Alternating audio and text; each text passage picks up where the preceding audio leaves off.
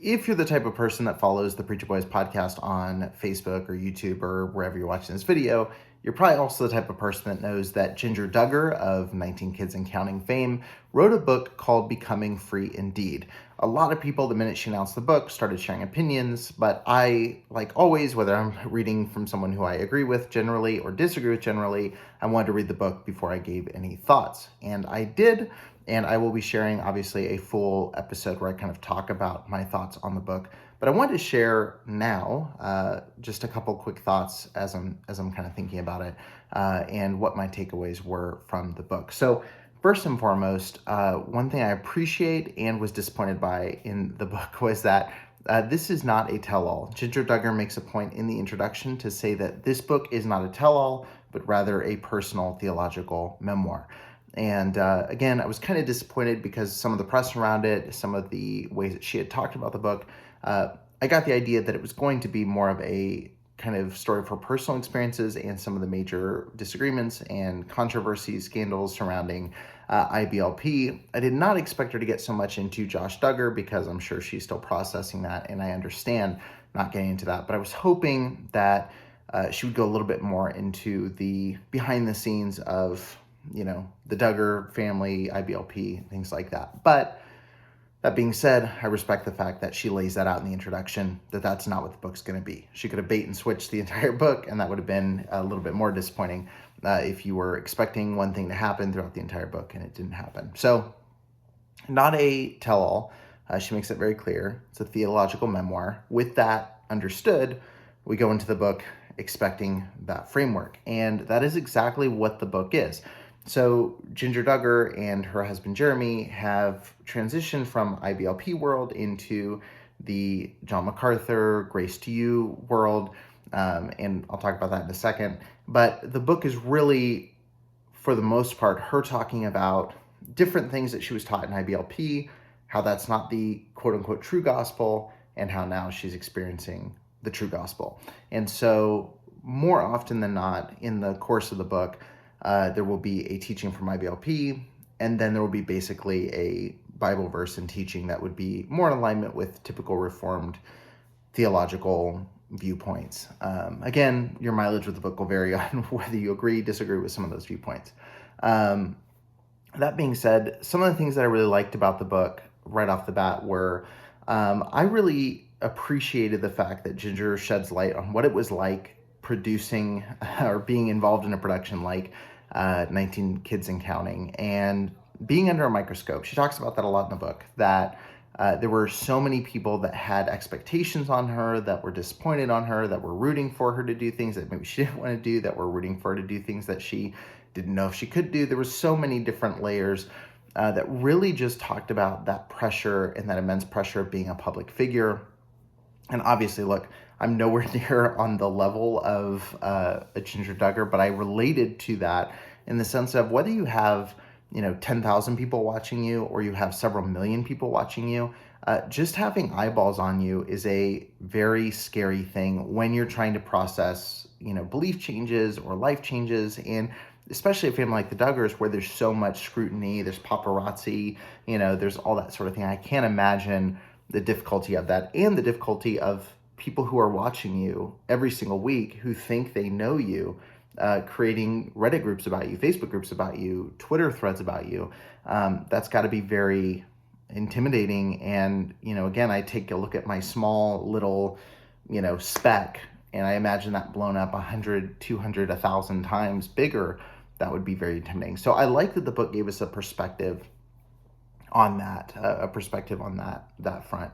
The other thing I really liked was the way that she specifically mentioned Bill Gothard. I think I was concerned when I first heard the book was announced. I was concerned that her approach was going to be, I grew up in something that was not this, but she wasn't going to get specific on Gothard or his teachings, and she does. She really addresses a lot of the harmful teaching that came from Gothard. She really addresses, she makes cult comparisons throughout the book. Do I wish she had gone a little bit harder in the paint on some of that? Sure. But again, I appreciate that she did that. Now, as far as what I did not care for about the book, my biggest issues with the book were really rooted in something that she said herself. And it's something that can't be avoided when you're writing a book that you are going to call a theological manifesto or memoir or things like that, is in the book, Jinger Duggar talks about releasing an earlier book she wrote with her sisters called Growing Up Duggar. And she talks about feeling kind of embarrassed when she goes back and looks at that book because she realized that the Jinger who wrote that book had a lot of growing up to do, and she really thought she knew everything at that point. And I couldn't help, when I read that in her book, I couldn't help but think about this current book, Becoming Free Indeed, and thinking, I feel like in 10 years, wherever Jinger Duggar ends up, I feel like she'll look back at this book and feel the exact same way. And again, that's not me being high and mighty and saying, oh, I would do better and whatever. If I wrote a book right now about my theological positions or my philosophy or worldview right now, I would look back in the next 2 years and probably go, it just comes with the territory of trying to write a book that says black and white, here's what the truth is. And so, my biggest issue with the book was just, it's clear Jinger is still in this process of figuring out life, figuring out religion, and that's a process that never ends, but she's in the most raw kind of state of it. And so I felt like there was a lot more just deferring, hey, I used to say this is true, now it's kind of this MacArthur branch world that, is true. And that to me is kind of a bummer, is that there wasn't much room for gray area or trying to figure things out. It was just very much like, I was in this and I thought that was the truth and I believed that 100%. Now I believe this is the truth and I believe it 100%. And, it's really unfortunate that some people don't believe this, versus giving people room and grace to kind of navigate that. And then the other thing I'll just say on the negative side, and again, I'm kind of just throwing out some thoughts here because I was thinking about it as I was on a walk today. The biggest thing that just stands out like a sore thumb is how ridiculously aggressive she obviously and rightfully is against Bill Gothard, but now they're a part of Grace Community Church along with John MacArthur, who, as I was reading the book, all these stories are coming out of how Grace Community Church has dealt with victims, the way that they've silenced members, even long-standing elders, who have spoken out against abuse that has happened in conjunction to Grace Community Church. And it just is hard to take it seriously that she's taking Gothard to the mats while also, in an environment where, they're obviously under the teaching of John MacArthur. So that was really hard. That really stood out. And as many people would point out, I think some people are mad at Jinger. And I think, again, maybe rightfully so, for, maybe hypocrisy or things, or being a part of, from one religious cult to another. I've seen a lot of people write.